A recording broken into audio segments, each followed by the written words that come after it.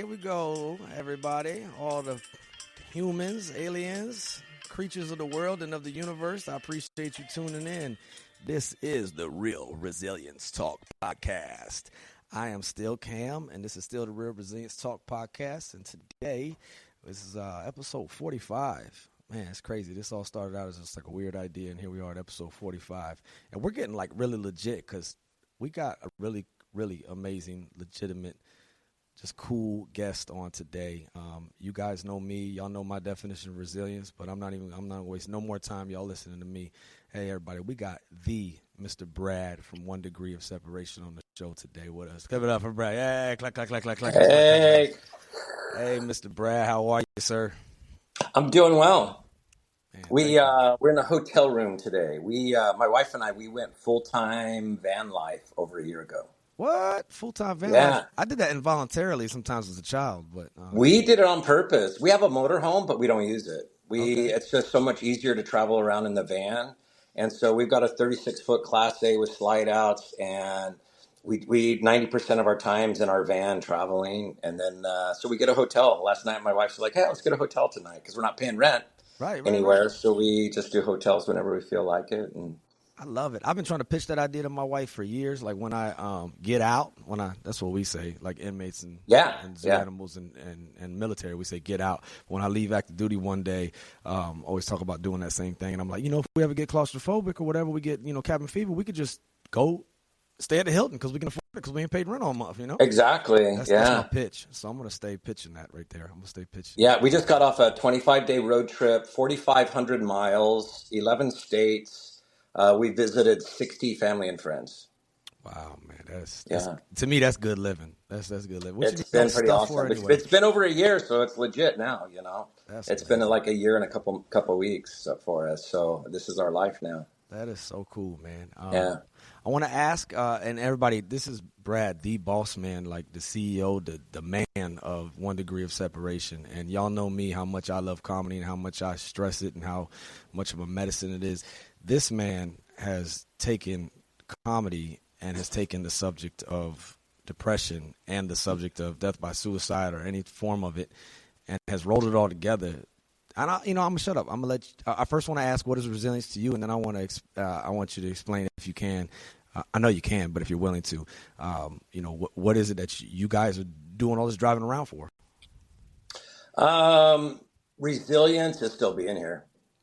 I love it. Still being here. It's just being here after trying not to be a few times, and then finding a way to make that into something positive.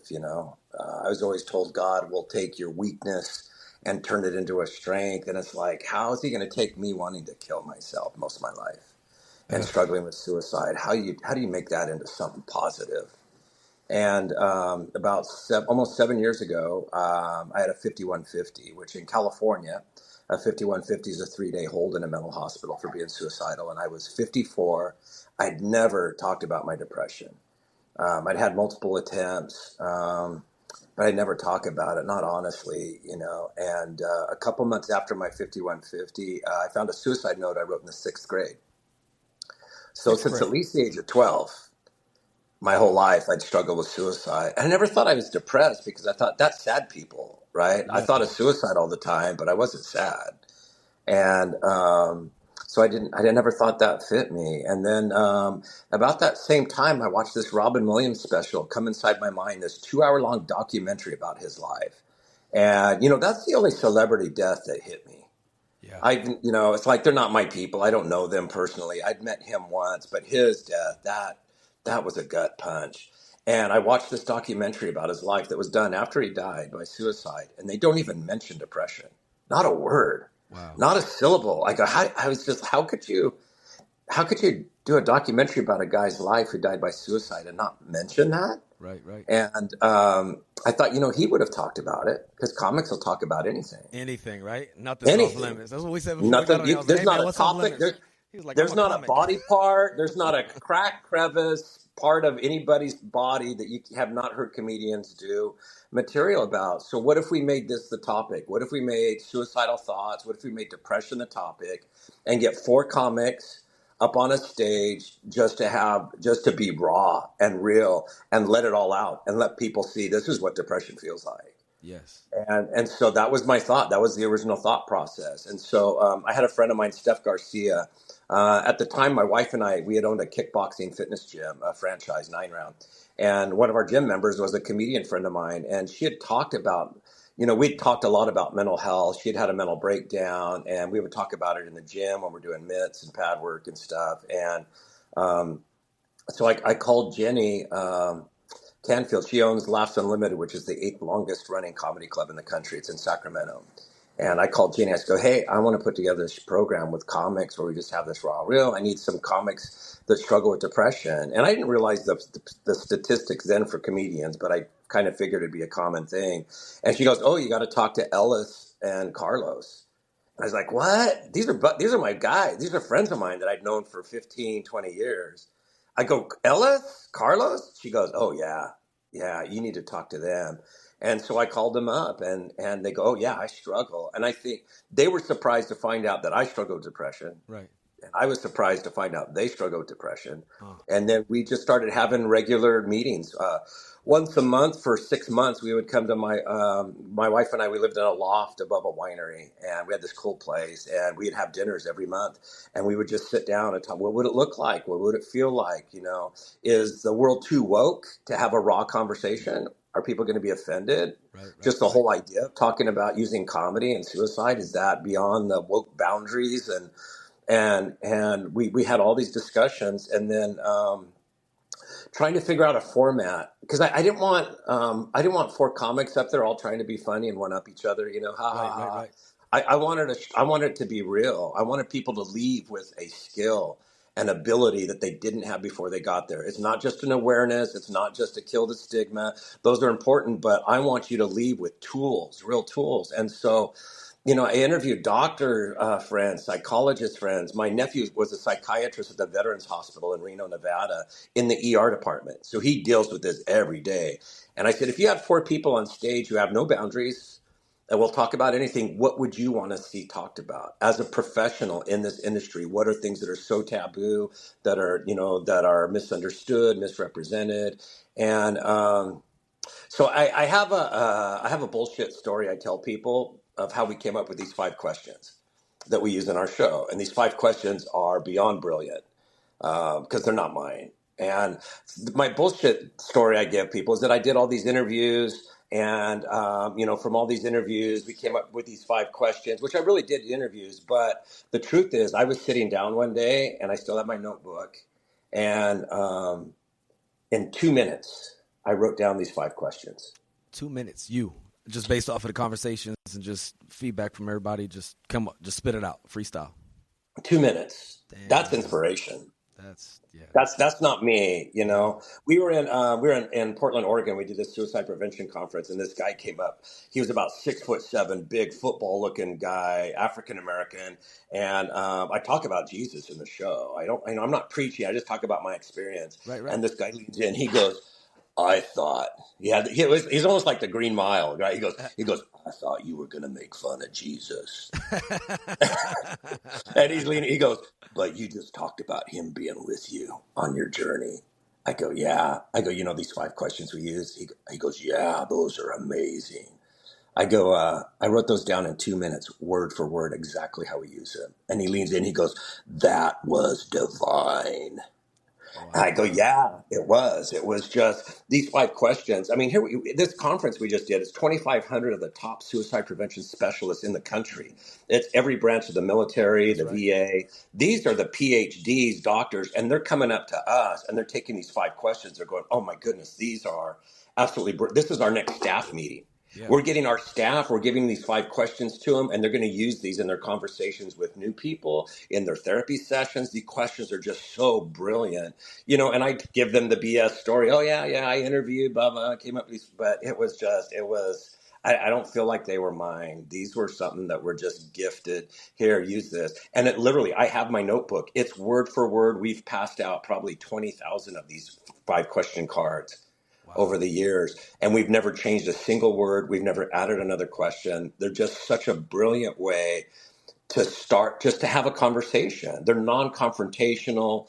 The depth and the simplicity and all of it is just, so that's how we kind of came up with the format. So the format of every show, it's always 4 comics, because this show's not about me. It's not my story.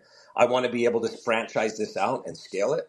Right. So, matter of fact, in September, we have 8 shows that I will not be attending. And I have other comedians that are going to run the programs. So everybody comes out, does 5 minutes of comedy. That's the first part of the show. Not mental health comedy. It's not, you can, if that's your thing, that you do that. I want your funniest 5, squeaky clean, 5-minute set. And even though even for military, we keep it clean. You don't know if you've got a Mormon general in the audience. You don't know. Yeah, you got to play it safe. It's Right? 2024, right? And if you can't do 5 minutes clean, then you shouldn't be doing, you shouldn't be doing comedy. But it's just a 5-minute set. That's it. It's just like, and it literally changes the chemistry of the audience. We're producing dopamine and serotonins and endorphins, and we have chemically altered the brain of the audience to be able to receive real information. It just makes so much sense. No, it makes doesn't it? We did a show for the FBI yesterday, and I said, we doped you. Yeah, in a federal building with 100 agents, special agents. We got you all high right now. That good old keyword dose, dopamine, oxytocin, serotonin, and endorphins. It's critical, man. So now you're all ready for this real conversation. And now we all come back out, 4 bar stools, 4 microphones, and we answer the 5 questions one at a time. The first question, what does your depression feel like? Physically. Not your feelings, not your emotions, not your what's going on with you. So the number one pet peeve of every mental health professional I spoke to, they said their number one pet peeve is people don't think of it as a real illness. They dismiss it. It's just it's a mood you're in. Just get over it, get some sunlight, go for a walk. Yep. That's not a real illness. And this first question really, without saying as much, you're acknowledging I understand this isn't just in your head. Yes. I understand that there's something going on with you. Also, it's a grounding question. It's a mindfulness. It's getting you out of everything else and just tell me physically, what do you feel? Yeah. What a great, easy, we have therapists that work with kids that won't open up and talk about their feelings, but they'll answer these 5 questions. All right, well, don't talk about your feelings. Just what does it feel like? Oh, it hurts. My chest, it feels like I can't swallow right. My breathing's shallow, my chest hurt, my stomach hurts. It feels like a hangover. It feels like indigestion. I feel like I've got a fog. I feel like I'm underwater and I just can't get up to the top to grab air. What all these different answers that we get, but it's such a great, easy way to start that conversation is what does it feel like? And it's so different for everyone because I've been watching you guys on YouTube and I've been following your work ever since a friend of mine, Miss Becca, she put me on and she was like, "Yo, I think I found your people, like this tribe of people." Like I was like, "What? Tell me more. Tell me more." Like I was in Greece or something. Like this, he half a car. But anyway, we have a van.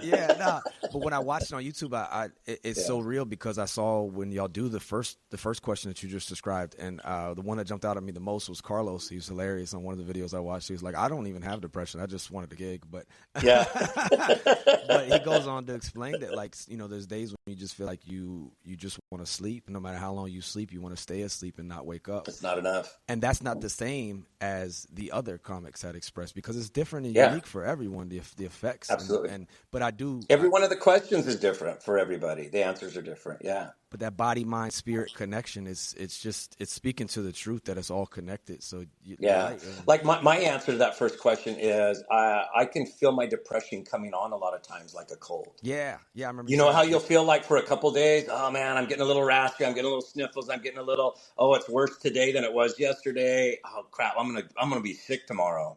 Right. And you can feel that, and I get that with my depression a lot of times. I can feel the anxiety. I can feel my breathing. I can feel it just starting to get a little bit of that fog. And sometimes I'll tell my wife, "Hey, I don't know why, but tomorrow is going to be a hard day." Yeah. And so, all right, well, let's make plans. Let's get up in the morning. Let's go for a motorcycle ride, or let's do, we can plan around. Stay ahead of it. Yeah, or it may be I just need a day to sit with my head in my hands. I just need a day. I just need to sit with my head in my hands for a day and do nothing. I need to lay in bed and do nothing. And sometimes that's the answer. That makes so much sense. I heard, I shared it on the last episode, but I was watching something Jim Carrey, and he said, I love Jim Carrey, and he said, depressed just sometimes mean that you need deep rest. And I was like, oh, like the wordplay there, like deep rest, depressed. I was like, oh, snap. Sometimes. Yeah, that makes so much Sometimes that's sense. it. Yeah. Yeah. So that's the first question. What does it feel like? We all answer that. The second question is, what do others do that makes it worse? Mm. And that's a venting question. That's like, oh, when you're dismissive, or it's we were doing suicide prevention training for the California prison industry, and the gal who was doing their training before their suicide prevention for new employees, it was a PowerPoint, and we went and we did our presentation. She takes these 5 questions home. And the next day we do a tour of Folsom Prison with her, and she tells us her experience. She goes, I'm really close with my sister. We're 14 months apart, and we're very close. We live together. She goes, I went home last night, and we were up till 1 a.m. answering these 5 questions because I knew she struggled with depression. She knew I struggled, but we didn't know the things that helped me piss her off. Mm. And the things that help her piss me off. And we didn't know. For some people, it's leave me alone, give me some space. Fact. And other people, it's like, why are you abandoning me when I'm not being funny and happy? If I'm not the happy clown, you just abandon me. Yes. So they're opposite, but you don't know till you sit down and ask and have the conversation, answer the questions. We had a friend of mine I knew. I hadn't seen him since junior high school, and I'm old, so that was like old. That was like 1977. I Hey, hadn't seen this guy. you just seasoned. No, yeah, yeah. My son says I need to tell people I'm close to 60. I'm 61, but that's still. I mean, I That's passed also it, but I'm close. still Yeah, yeah. close. We're on the Still integers close. line, like you right there. Yeah.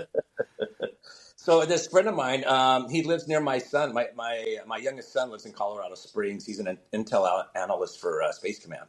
And I said, hey, we're going to be going by. Let's stop by. And I hadn't seen him since junior high school. And we're chatting and telling him about what we do. His wife was at work. And he goes, do you have one of those 5-question cards?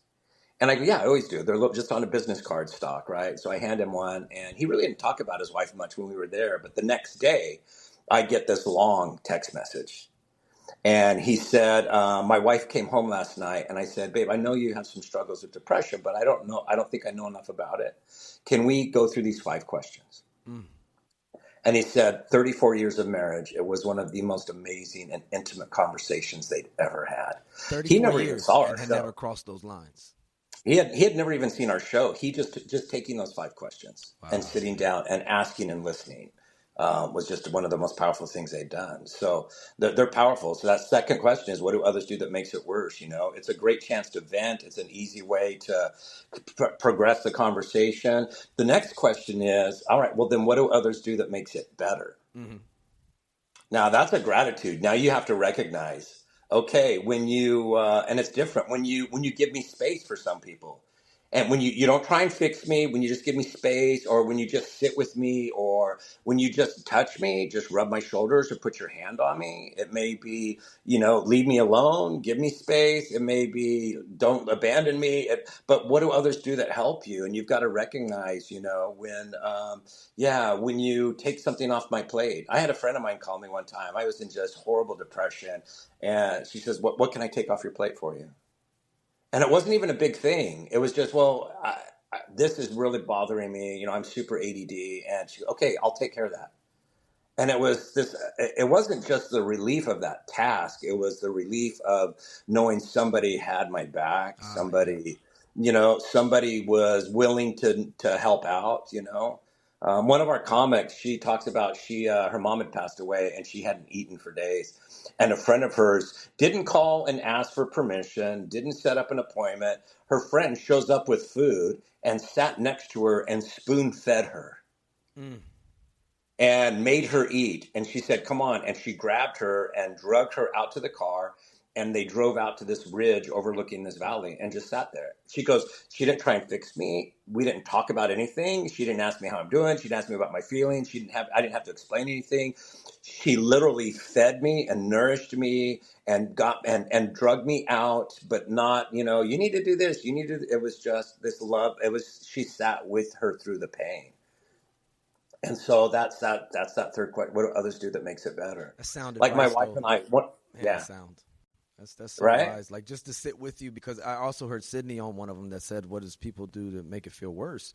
On that question, she said in the interview when y'all were up on the panel, and I think y'all were in Sacramento doing this particular talk, but she said when people make it about them, Yeah. And they'd be like, "Why haven't you called me?" and whatever. Why? Like it's word for word. I think she said, "I'm trying not to off myself right now. Sorry, I didn't call Yeah.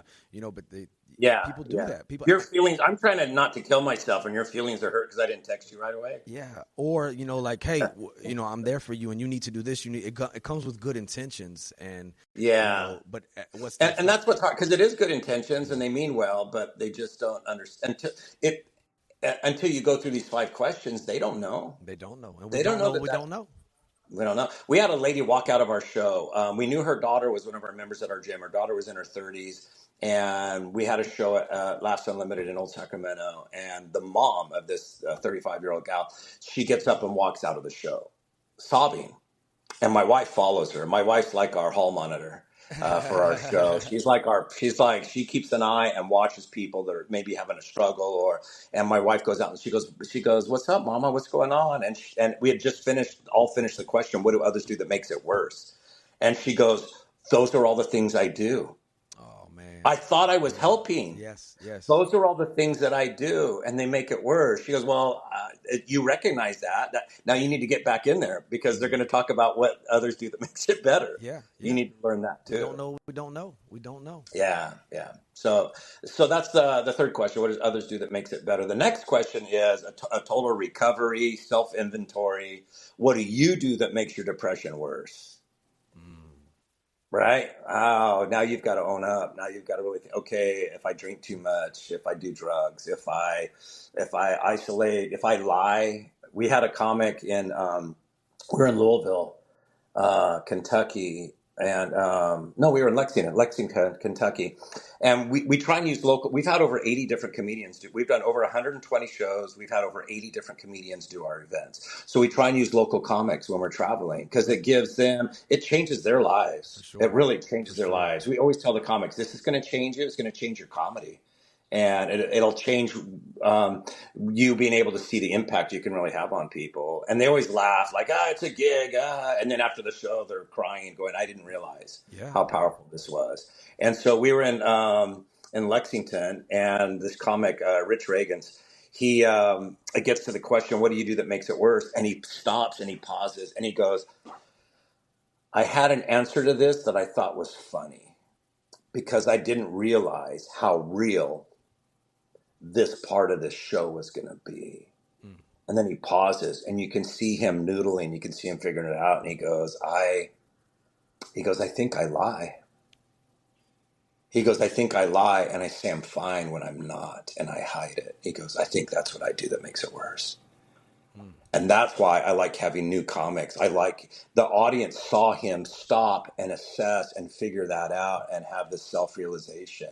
And that's the beauty of the show, what we're doing. We've had so many comics confess things on stage that they've never told anybody. Yeah. We've had comics talking about being molested when they were a little boy, when they were a little girl.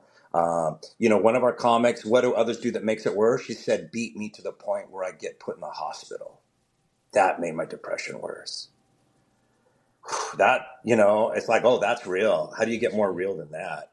Yeah. We had a comic talk about, being molested when he's 5, 6 years old. And at 15, he tried to kill himself. And it was all related to that, on stage, live. We had a comic talk about cashing out his 401k so that when he killed himself, his son wouldn't have to deal with any financial stuff. Right. So he cashed out his 401k, got everything paid off except for his mortgage. So that it would be easier for his kid. He had one son. And that same time, he met a therapist who walked him through it and helped him figure things out and figure out some, tools and things to deal with his depression. And so he tells this story on stage in front of 200 people. We were in Logan, Utah. And then after the show, he comes up to me and goes, that whole 401k cash out story. I go, yeah. He goes, I've never told anyone that before. Wow. And it just came out. I go, Again. but you just told 200 strangers. He goes, my therapist knew. I told him. He goes, but I've never shared that with anyone. But he did it in front of 200 people he didn't know. Yeah. Yeah. Yeah, that's the power of that openness and that connectedness in that moment and just being real. Yeah. I keep That's hearing why you say real and raw, and people are hungry for that. And I've said this before, but I think if anything we're good at today with all of the fake social media stuff, we're really good at pinpointing fake. and disingenuous. Yeah. Like, we're really good at that. We may not always know that we're doing it or not doing it, but people can tell real quick when you're being fake, and stuff like that doesn't come out when you're being fake. Yeah. You got to be real. It doesn't. No. So it's been, the conference we did in Portland, Oregon, it was amazing. It was 2,500 suicide prevention specialists from the entire Department of Defense, every branch of the military, every branch of the VA. We had a new comic on there. And my wife at first was like, "Do you really want a new comic on a show that's this important?" I go, "Yes." And so we have my buddy Jason Wrestler. He lives in Ohio now. And right before we walk in, my wife says, "Are you ready to change people's lives today?" And he just kind of laughs like, "We'll see," like like she's being all corny. And then we get a standing ovation, and we're walking out to this room of these people standing and applauding. And she looks back, and he's got tears. Wow. He broke down crying during the show, and he's walking out in tears. And we get outside the door. She goes, "I told you." And he goes, "I didn't know. I had no idea." And he's just sobbing. And then for the next 3.5 hours, people were coming up and hugging him and saying thank you. And we had my wife had this. This guy comes up to her, and she goes, "I don't know what his rank was. I don't know what his position was, but he looked like he was in charge of something."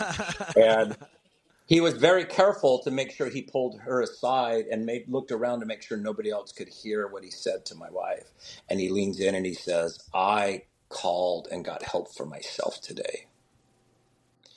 And she goes, "Can you go tell my husband that?" And he goes, "Oh, it wasn't him. It was that guy over there." And he's pointing to Jason Wrestler. And this woman was like, "Yeah, right. Ain't gonna make a difference today." Okay. She goes, "Can you go tell him? Can you go tell him?" And so my wife can see this guy's back, and she could see Jason's face. And she sees Jason's eyes get real big, and then tears start streaming. And then this guy grabs him and gives him a hug. And it's just, he saw. Matter of fact, that night we went out for drinks and dinner, and Jason comes up to me. And he's emotional, and he goes, "I'm still a good soldier. I'm still a good soldier." Yeah. Because he saw that his story helped people that day, and it had a real effect on people, and had made real change. And it just made him realize he has a power, with this comedy besides just laughter, to have a real effect on people. That is, That's beautiful. Like, that's exactly what you want to do. And I quoted Jim Carrey earlier, but I just say, man, you, your wife, and the whole team, y'all are very, very wealthy in the sense, Jim Carrey said, "The effect you have on others is the most valuable currency there is." Well, there that is, right? Like, we're our hearts are so full right now. It's just, we since that we've always felt we just have to get in front of the right people. Yeah. If the right people see what we're doing, and they see that this is real training, it's not just a novelty to have comedians do this. There's science behind that laughter and that dopamine change in the brain. And it is, my friend Steph, she goes, our superpower is we'll talk about anything. As comedians, that is our superpower. And so who better to do this and to make this presentation and to make it, how many people are going to come out to a mental health lecture versus coming out to watch this team of comedians? It gets people to come out that wouldn't have come out to something otherwise. And it just, we're overwhelmed. We're just, we confirmed 2 dates today. We're going to Camp Pendleton and 29 Palms in November. We're going to Vegas, to Ellis. We're going to Japan in November. Wow. Our September, we're in, I think we're in 9 different states. In September, my wife and I will leave on September 3rd. We get back to California September 29th. It just makes sense. Like, it just, when I heard of this, what y'all do, and then I watched it, and I was like, man, this must have been like how when people first sliced bread, they was like, we could have done this shit the whole time. You know what I mean? Like, the whole time, like that peanut butter and jelly and shit. And they're like, hold up, this shit, we've had peanut butter and jelly the whole time? You know what I mean? So it's just to think like comedy, depression, suicidality, suicidal ideation, suicidal attempts, all of it, death by suicide. Yeah. Anxiety, all of it. Tragedy and comedy, the ancients had this figured out, and then you all are doing this, and it's a beautiful thing. And I think especially when you just said like Camp Pendleton and 29 Palms, that's some devil dogs out there. Like, they get down with this because nobody wants any more PowerPoints and corny cliche talk. Exactly, and that's why I started this show. We want real. And what is really going on with people, and we always hear the horror stories, but like, what about the good stories? And what about man, I didn't know what to do but to keep going, or like it's You know, so my real. my buddy Ellis, one of the comics that helped me put this all together, and it's like I knew him and he was a buddy, but now he's one of my dearest friends. Yeah, And he, you know, he's a Marine and he loves this and he gets it, and you know, he's just it's amazing how it changes friendships, most the definitely. relationship between each other. But yeah, we were when he did our show in Portland with us, and this lady comes up to our table. She's dressed to the T. She's like my height. She's like 6 feet tall. Shakes my hand like a Marine. She says, "I'm in charge of suicide prevention for the Navy." And I'm like, "The whole Navy?" She goes, "Yeah, for the whole Navy. Would you guys go out onto aircraft carriers and do this?" Oh hell And yeah. Ellis is sitting behind me. He can't hear the conversation. I go, "Ellis, would you go out on aircraft carriers and do this?" And he jumps up, "I'm a Marine. I will be there." Woo. All- Every climbing place. That's what we sing. That's what we Yeah, say. yeah. And so we're doing a show in Coronado on the October 10th. That's I think amazing. it is. Some No, it might good, be November. good Yeah, it's humans October out there. 10th. Some And strong it's warriors for out the there. big brass. It's for Yeah. the big brass. These are the guys that'll sign up. Yeah, we need to get. She goes, "We do morale building on."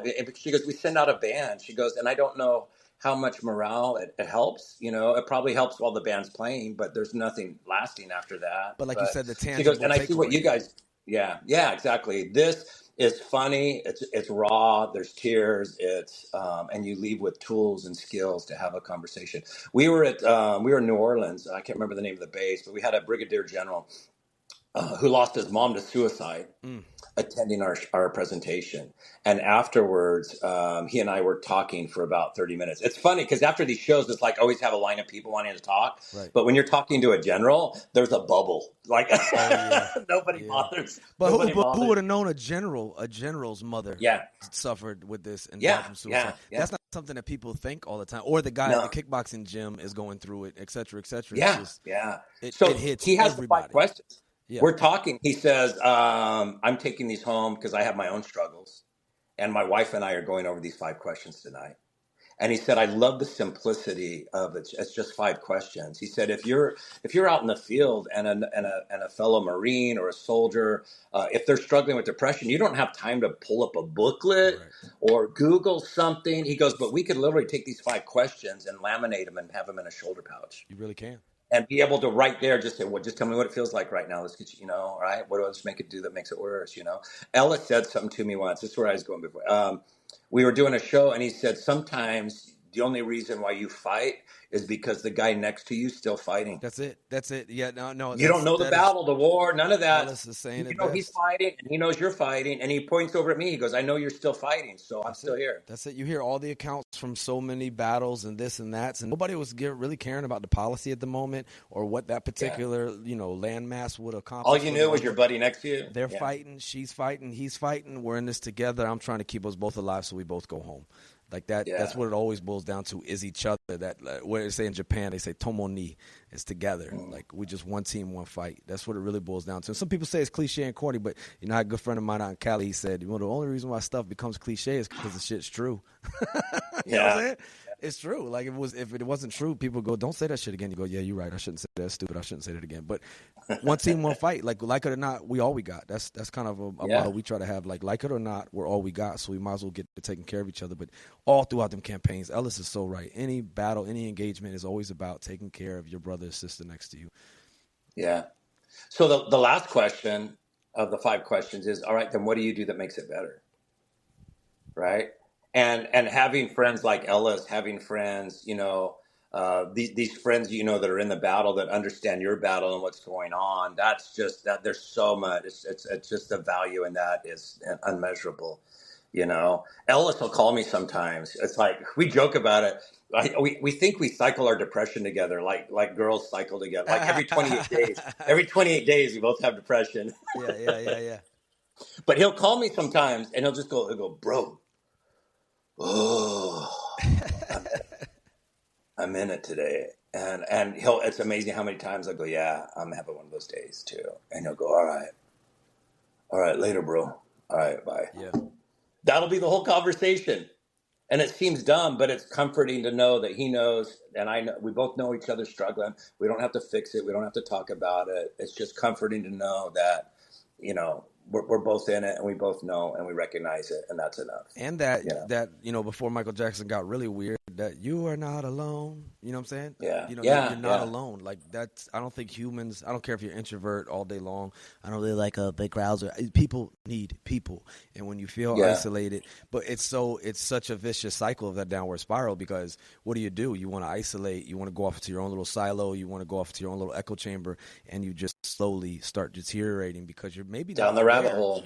of what are the things that make it worse. But these are your only coping skills, so you don't know what you don't know. So yes, I do Yeah. Yeah. drink, and yes, I do dwell, and yes, I do just ferment, and I don't think, oh, go for a motorcycle ride or call Ellis, Yeah. or maybe go laugh. Like there's many a times, man, I just literally put on like stand-up comedy and just listen and try to, just because I like audio and I like listening to speakers, and I'll just be like, all right, I'm gonna just go numb, close my eyes, and I'm gonna listen to whatever this comic is gonna say. And it might be just George Carlin talking about that stuff bit, right? And just be like, okay, Yeah. it's a healthy distraction, and that's sometimes Yeah. what we got to Yeah. do is in a healthy way distract our crazy selves, because I think we're all just So a my little bit wife and crazy. I, we use a 1 to 10 scale to check in. So a friend of mine who's a doctor, he's in South Dakota, and he deals with a lot of depression. They're always in the top 5 for suicidal rates, and it's a lot of winter, weather-related depression. And he goes, if I ask somebody, do you struggle with depression? He goes, they'll almost always lie. Yeah, most definitely. They'll Most go, no, definitely. no, no, no, I'm fine. I'm fine. He goes, if I ask specific questions, pointed questions, then I'll get honest answers. So I'll say, do you struggle with depression? They'll go, no, no, I'm fine. Yeah, no, I don't have depression. Do you think about hurting yourself? Yeah, I do. Mm. Do you have a plan on how you would hurt yourself? Yeah, I kind of know how I'd do it. Are you making steps towards that plan? No, but I know what I would do. And, so it's those pointed questions. And so my wife and I, one time she said, when you wake up with depression, why don't you just say, hey, I have depression today? I go, I can't say it. Yeah. I don't want to wake up, because it's my mornings are always the worst, and I have some level of depression almost every morning when I wake up, and I've got tools to get out of it, but I don't want to wake up every morning going, I've got depression, Yeah. It just. Yeah. But if she asked me, where you at on a 1 to 10, for some reason I can give an honest answer to that. I'm at a 3 today, a 3 or 4, so that's not real bad. Yeah. Our scale, 10's dead. You didn't make it. 9, you're standing on the bridge. Yep. 8, you're driving to the bridge. 7, you're Googling directions to a bridge. 6, you're looking up, hey, what's a good bridge? I mean, because there's a progression to getting there. Most definitely. And we've talked about, so if I'm a 5 or lower, if you're not very sick, you don't need as much medicine. So if I'm a 5 or lower, and maybe go on a motorcycle ride, and maybe, hey, let's just go for a drive in the country, or let's just sleep in and do nothing today. And these are your forms of, this is Brad's medicine when you're 5 or below. Yeah. But I learned I have to put time limits, like on the motorcycle ride. Like if I just say, hey, I'm going to go for a motorcycle ride, and then if I don't come back for like 3 or 4 days, she's pissed, Yeah, just Brad went UA. He was you're at 3 or 4, so you're gonna be gone for 3 or 4 days. Oh hell no, Brad. It could be all of that. Pretty much. Yeah. No, So, that's but fair. yeah, and I used to do that. I used to leave my phone, I'd leave my dog, and I'd just take off for days, and she wouldn't know if she would hear about me on the news or, Yeah, that's and I haven't done that for a long time, and that's not fair. Yeah. That's a hard thing for her to have to deal with, and so I haven't done that for a long time. Good for you, man. That's so that last question, what progress, Yeah, what makes it better is being able to communicate, having somebody that I can talk to honestly about it, being able to assess it.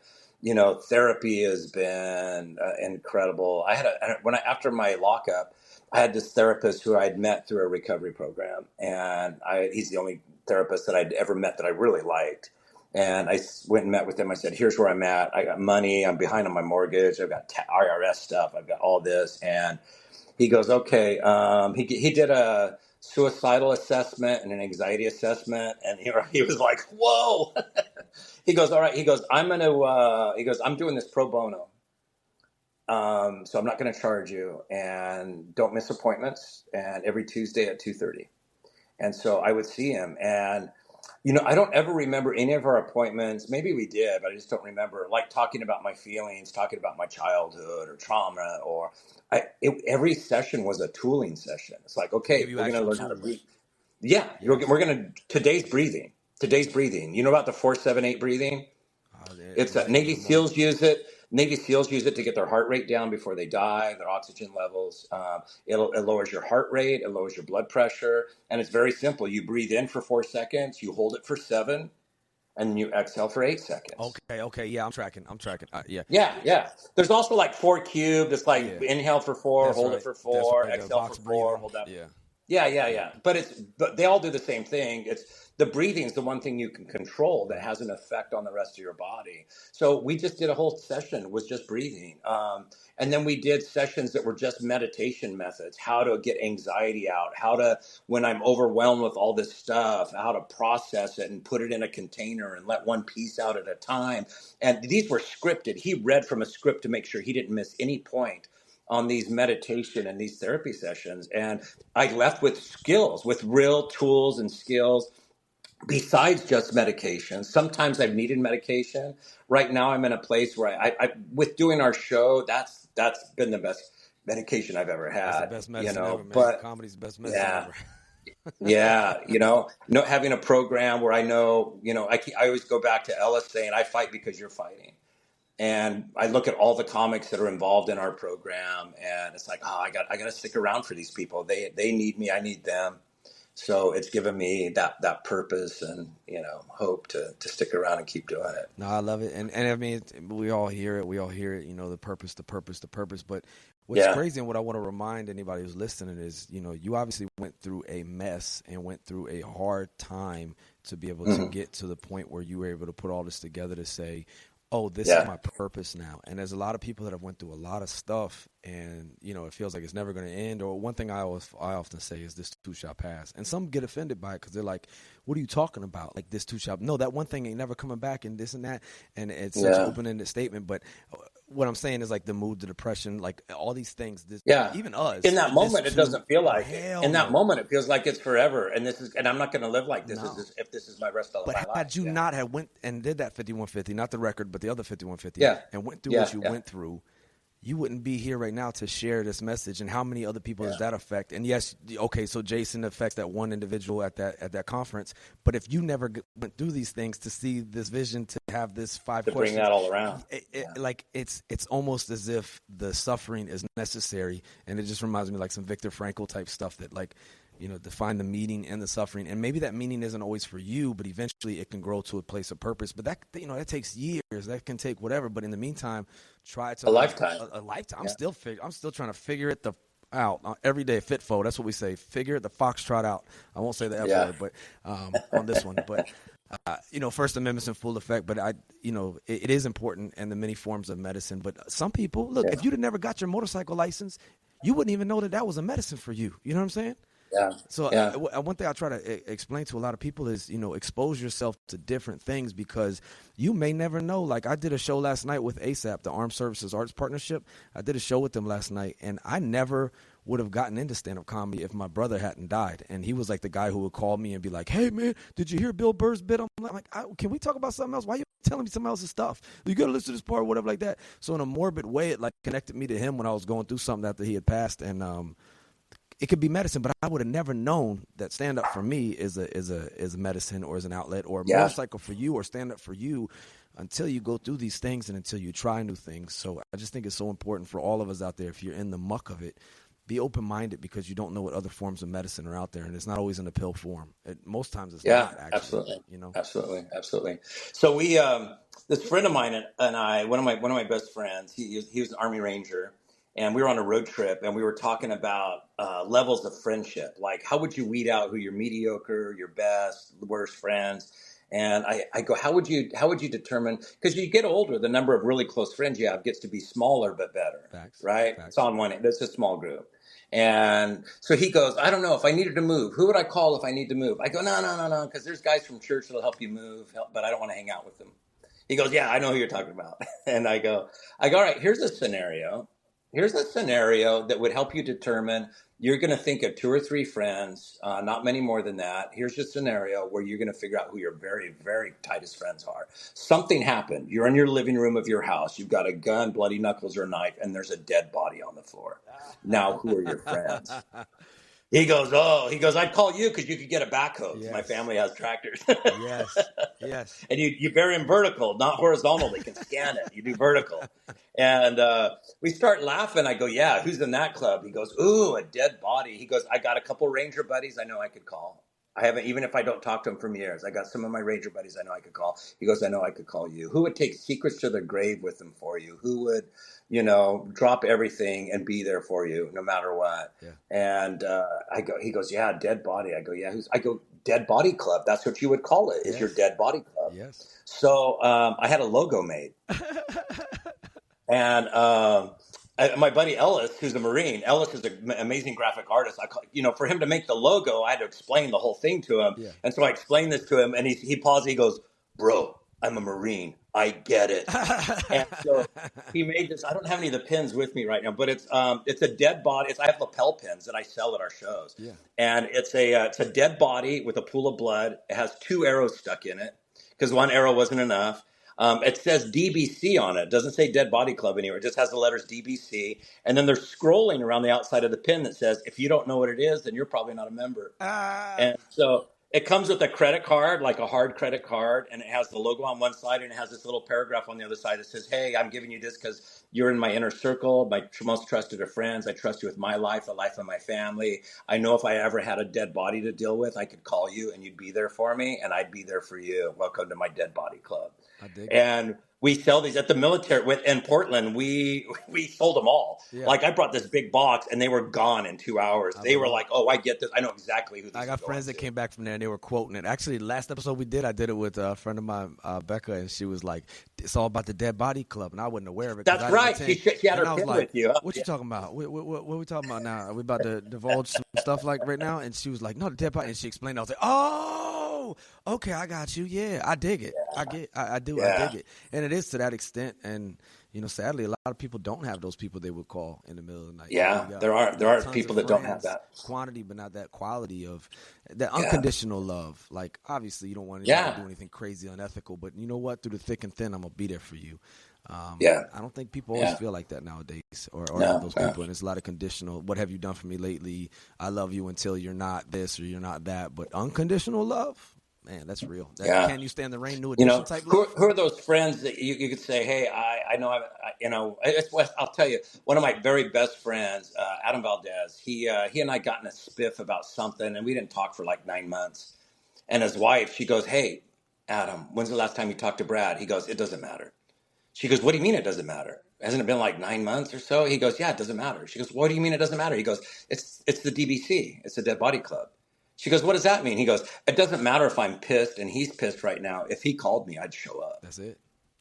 And if I called him, I know he'd show up today, right now. That's it. So whatever we're pissed about, that'll pass. That'll pass. That'll pass. That bonds forever. And we've been pissed and didn't talk before, and that'll pass. And it's still that Dead Body Club. I would show up for him if he needed me. We need it. We need it today, man. We need it. We need that connectedness, and we need to know that it's okay not to be okay. And I think if nothing else, what you do and what y'all do with this show is to say, hey, man, it's okay not to be okay. But I'm gonna quote my man Jose down at Cherry Point. He's a Marine down there, and he does some great things with primary prevention, integrating everybody and bringing the team together. But he always says it's okay not to be okay, but it's not okay to stay that way. Because if you stay there too long without any form of medicine, man, bad choices start feeling like good choices. And obviously that's why people, it's not I want to make everybody sad, or I want to, make everybody, I'm going to show them. It's usually not that. It's just I want this pain to be over. And I'm tired of this pain. And I feel like I'm a burden because of this pain. And I just, I'm strong against, because at different points in my life, and I know yours too, I felt like that was a good idea. And now I look back and I go, how was I there? And then I add up the math and I think about the 5 questions or all of the CBT, the thoughts, feeling, actions that led me, and the downward spiral and the lack of coping skills.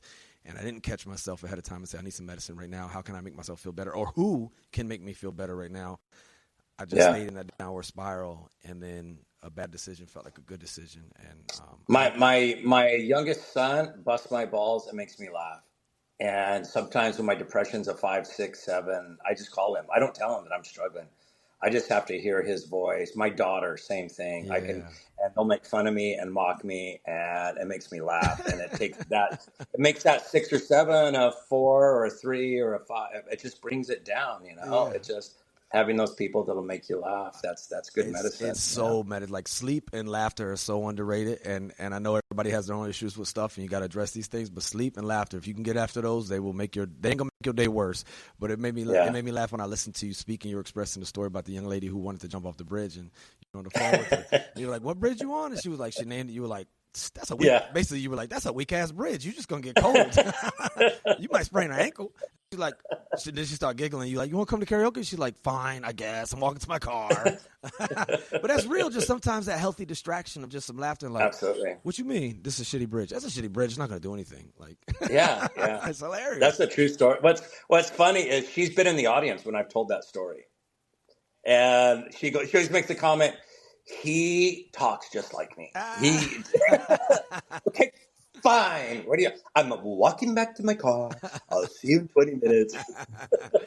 Sometimes that's all we need, man. Just and it's. I know. I mean, you look at any. I mean, I was even reading. I read it regularly, but the Man's Search for Meaning, the Viktor Frankl, he was saying that they used to do like shows at night. Sometimes they're dead tired, no nutrition, just weak as shit. And sometimes they would do like poetry night and like laughter night and do impersonations of each other and shit. Like. Yeah. Concentration camp in Auschwitz? Like, yes, because humor is medicine, and we got to keep it. It's vital, I think. And those friends, one of the things I love about military is that they not only get dark humor, they live by it. Oh, hell yeah. And so there's a joke, it's a true story I tell about, I had a dog that died, and when I tell this story to civilians, they laugh, but they're not. It's almost like I cover their, like, I don't know if I should laugh at this, but when I tell this story for military, but when I tell this to military or first responders, like, they get it because they have those same kind of friends. Yes. And so I had this once in a lifetime incredible dog, Bandit. He did 200,000 miles on the road with me in 4 years. He went everywhere. Everybody loved him. He was the most obedient, brilliant, beautiful dog. And he got into some poison. And we don't know how. He was always with me. We don't know how he got into it. And I had to put him down. And I held his face while he took his last breath. And I sobbed for days. I stayed in bed for a couple of days. And I'd never lost anybody close to me. And this dog was just everything. And it's when I was going through my divorce. It was just, there was so much stuff in my life. And a friend of mine, Mike Pace, a comedian friend of mine, who was a really good friend of mine, he calls me up and he says, "What happened with Bandit?" And I said, "We think he got into some poison." And he says, "You think he did it on purpose?"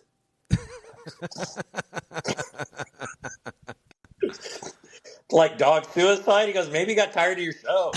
Maybe he's just like, not one more time. Maybe he learned some new jokes. He'd still be around." And I laughed so hard at that, And it was the first time I'd laughed in a week. And that's a good friend who knew I needed to laugh, right? Yes, it's medicine, man. It's medicine. It is medicine. It is, man. I also wanted to ask, just your perspective, because you're deep into this, and you're obviously doing so many amazing things for so many people. Do you think? And I'm not one to think like, oh, the shit's hit the fan, right? Like that's how everybody's always felt. Like I think Aziz Ansari was like in one of his bits, he was like, "Yeah, there's never really been a shitless fan in American history or world history, right? Like there's always shit on the fan." I asked that because, I've heard the notion, and I can kind of see it a little bit that, like, some people feel that depression is basically a product of our being so domesticated and so civilized and having so much of our basic needs met. And then there's that need for that struggle, that purpose, that meaningful thing. Like, how do you feel about that? I know it's kind of open-ended and very deep, but just wanted to ask you because you're deep into this. There's a saying that comparison is the killer of joy. That's right. So when you get on any social media, not even just social media, when you watch television, when you watch other people's lives, and there's this, it doesn't matter how great your life is, you're going to compare, "Oh, wow, they've got it better than me. How come I'm such a failure?" Yep.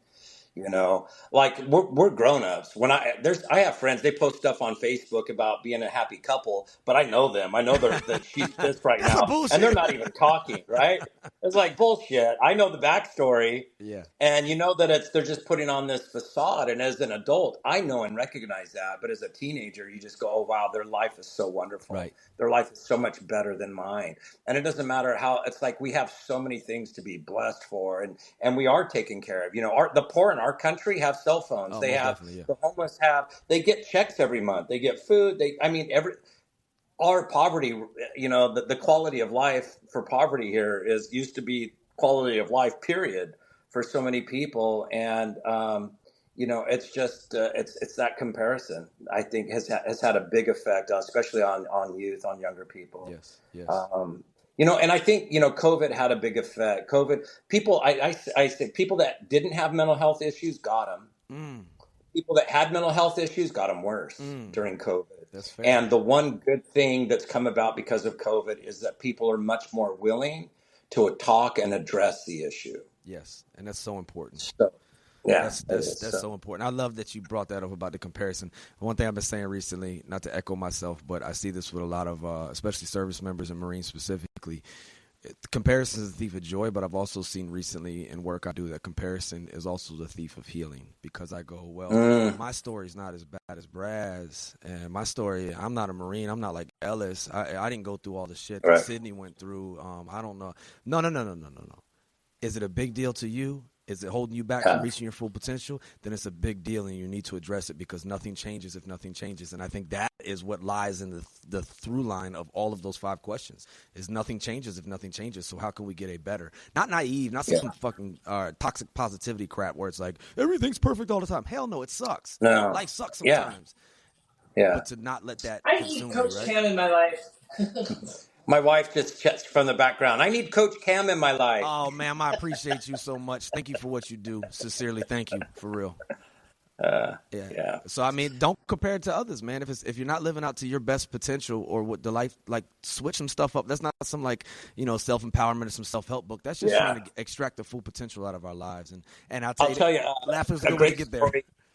A great story about comparison. My wife was having a hard time at this conference because everybody there, they're all doctors, PhDs, or they're a director of. The director of the VA was there. The director of DESPO, Defense Suicide Prevention Office. Yes. The director was there. All of these people, and they're coming up to us, and we have these, and they're taking stacks of our 5 questions. Right? They're taking stacks of them, saying, this is our next staff meeting. Our staff's they're just, these questions they're looking at all these, they're just taking them. We had thousands of them. They were gone in 2 hours. We had to take orders from people to send them 5 question cards. And so the second day, we had a line of people for 3.5 hours the first day. The next day from 9 until 6 at night, 2 in the afternoon, I go, we have to go eat. We just have to abandon it. We hadn't had breakfast. We hadn't had lunch. It's like 2:00. And so we sit down, and my wife, she goes, babe, I'm having a hard time. I'm so intimidated by all insecure about all these people they're all doctors. They're using acronyms and this. I don't even know what they're talking about.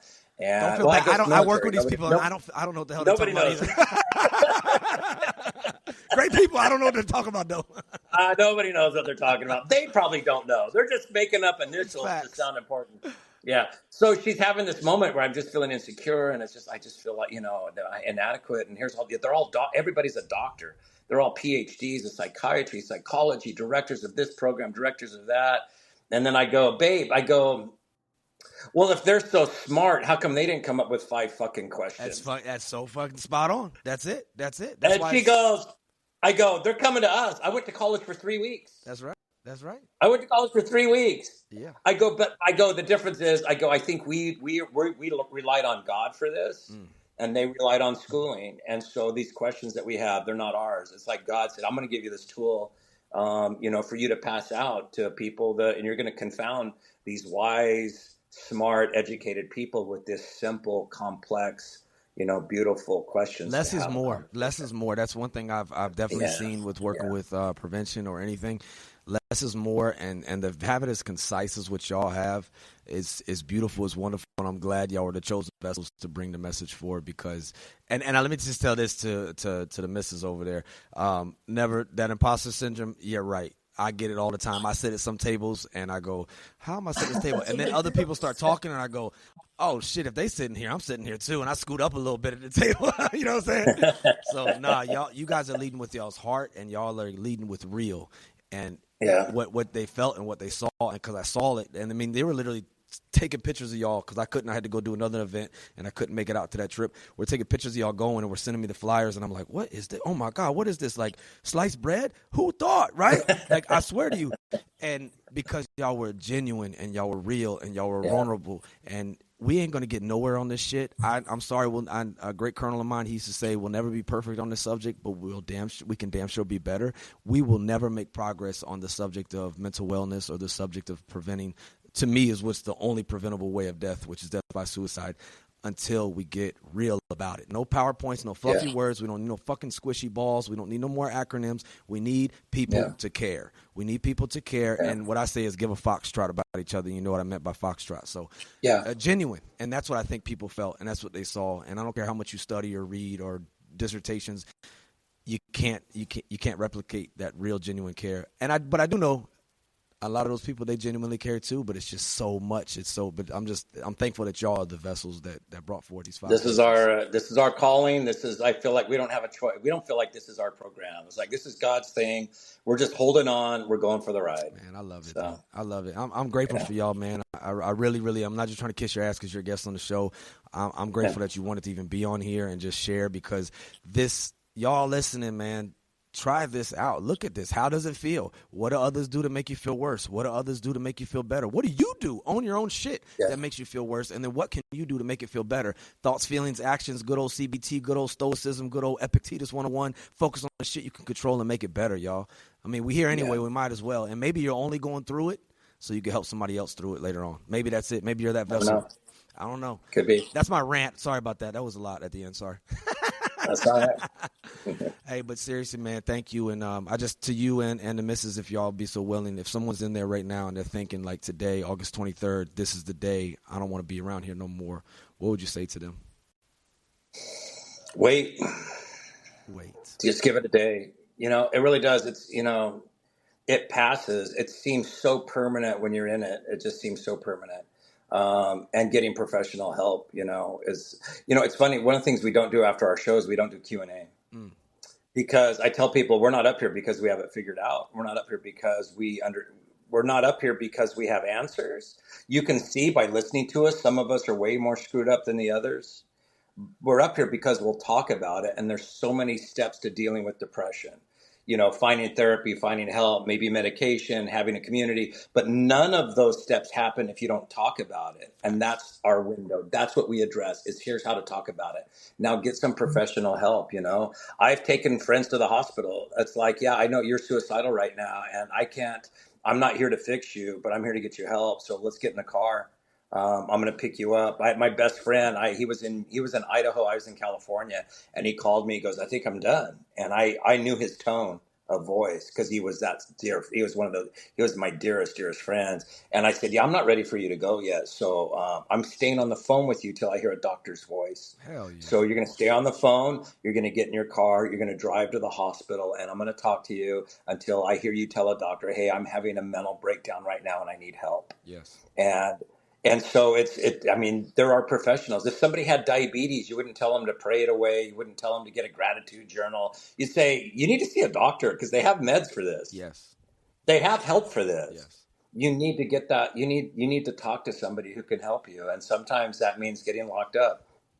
Sometimes that means, my buddy spent a month in an inpatient facility and it changed his life.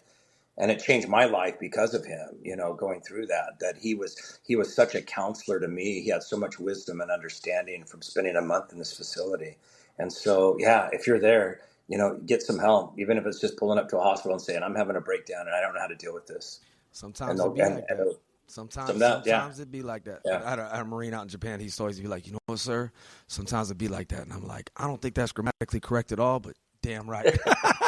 Because it just that's the ebb and flow of life, everyone. But I love that you said that delay, that wait, just wait it out. And I know people get angry with me sometimes, people I really love and hold close, but I got a tattoo right here on my wrist next to where my watch sits. This too shall pass. Like good or bad, this too shall pass. But don't let yourself get to a point where you feel like that bad decision is a good decision, y'all. Like there's people, and you said talking, part of it that we can own as individuals is we don't know what we don't know, so help us help you. Help Dead Body Club help you by speaking up and letting us know, because sometimes we all get so freaking busy and we're so overwhelmed and inundated with this ping and that ding and this and that ring, and you just don't know what other people are going through. You want to leave with that kindness that, everyone you meet is fighting a battle you know nothing about. So be kind. Great words of Robin Williams, and there's the irony in saying that it's Robin Williams who said it, right?